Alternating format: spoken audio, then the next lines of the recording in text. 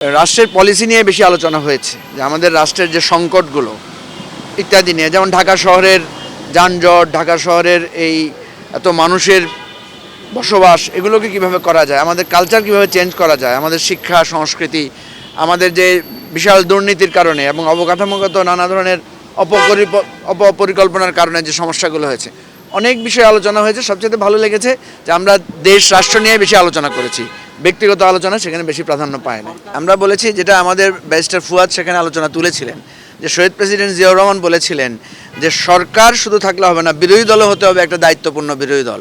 সে কথাটা আমরা ওনার সাথে কথা বলেছি এবং উনি সেটাকে গুরুত্ব দিয়েছেন যে এমন একটা রাষ্ট্র ব্যবস্থা আমরা করতে পারি কিনা যেখানে সরকারি দল বিরোধী দল উভয়ে জাতীয় ইস্যুতে ঐক্যবদ্ধ থাকবে, কিন্তু পলিসি ইস্যুতে তারা ডিবেট করবে, একে অপরের সাথে তর্ক করবে।